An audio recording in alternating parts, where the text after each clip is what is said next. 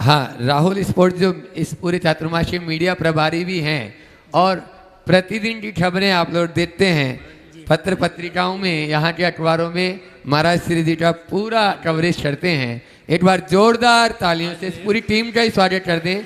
सचिन जी भी लगे हैं, पूरे ऋषभ भैया भी, वो अपना प्रश्न रखेंगे और उसके बाद में मैं उनको आमंत्रित करूंगा जिसमें तालियों की आपको कंजूसी नहीं करना है और वो प्रश्न भी करेंगे बॉल होने के बाद। हाँ, हो जाए। मुनि संघ के चरणों में बारंबार नमोस्तु। महाराज श्री, सबसे पहले तो प्रश्न के पहले मैं यह बात बोलना चाहता हूँ सभी से कि महाराज जी को पता नहीं देखते ही साथ या इस माहौल में जैसे ही दर्शन होते हैं तो इतनी पॉजिटिव एनर्जी आती है। मुझे लगता है कि मैं कैसे सबको महाराज श्री से जोड़ पाऊँ कि पूरे इंदौर पॉजिटिव एनर्जी से भर जाए। और महाराज जी, मेरा एक छोटा सा प्रश्न है कि जैसे जैन धर्म की मान्यता अनुसार ये कहा जाता है कि कर्मों के हिसाब से सब तय है, पुण्य भाग्य जो भी है, तो क्या वर्तमान में अगर हम बहुत अच्छे कार्य करने के लिए चाहते हैं कि हो सके कुछ अच्छा पद पाना चाहते हैं तो क्या हम वर्तमान कर्मों के आधार पर पा सकते हैं क्या महाराज श्री? पहले तो ये बताओ किसने कह दिया कि सब कुछ तय? मैं कई बार किसी ज्योतिषियों या कई लोगों से बात करता बोल हूँ तो दिया, जब सब तय है तो तुम्हारा पूछना भी तय, मेरा उत्तर भी तय। तुम्हारा न समझना भी तय और मेरा समझाने का प्रयत्न करना भी तय। नहीं महाराज जी, आप बताइए। चोर का चोरी करना भी तय और जिसका चोरी होना उसका भी तय। अपराधी का अपराध करना भी तय और शिकार का शिकार बनना भी तय। फिर बचा क्या? सब कुछ तय। जी महाराज। ऐसे भ्रम में मत पड़ना, क्योंकि यदि ये बात मान ले तो एक ही प्रश्न और एक ही उत्तर। ऐसा क्यों हुआ? क्योंकि यही होना था। और ऐसा क्यों नहीं हुआ? क्योंकि यही नहीं होना था, यही होना था।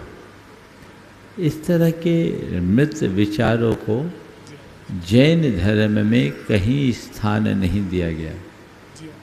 तुम जैसे युवाओं से मैं कहूँगा, जैन दर्शन में कारण कार्य का एक वैज्ञानिक नियम प्रवाह है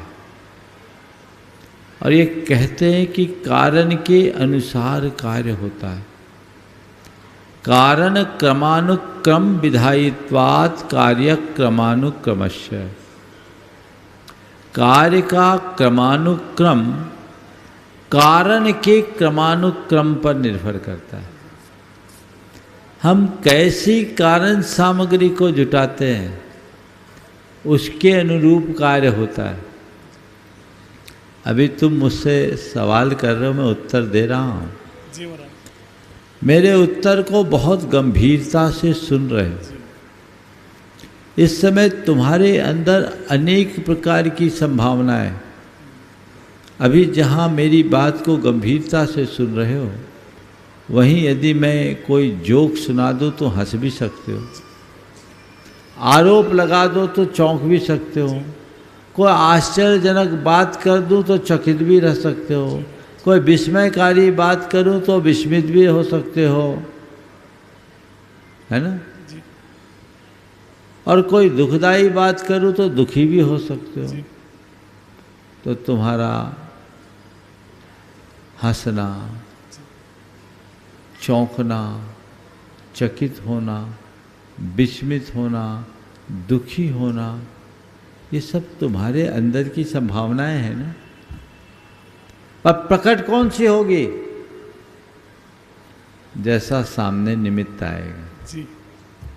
अब मुझे हंसना ही था, महाराज को हंसाना ही था।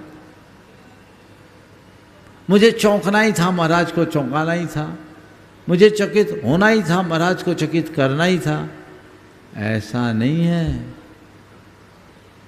अग्नि पर चंदन का चूरा डालोगे तो सुगंध ही होगी और बाल का टुकड़ा डालोगे तो बदबू ही आएगी, इसमें कौन निश्चय नहीं। लेकिन चंदन को पड़ना ही था, बाल को गिरना ही था, ऐसा कहाँ से आ गया भाई? इसलिए इन बातों को दिमाग में मत लाओ। और कारण क्रमानुक्रम विधायित्वात् कार्य क्रमानुक्रमश्च, वो हमेशा याद रखो। हाँ, अपन अनेकांतवादी, कुछ तय नहीं है ये भी मानो और सब कुछ तय है वो भी मानो। जी महाराज। जब कुछ करने को उद्यत हो तो इस मानसिकता के साथ हो कि जो मैं करूँगा वही होगा, ठान के करो। और बहुत प्रयत्न करने के बाद भी मनोवांछित काम न हो अथवा अचानक कुछ अघट घट जाए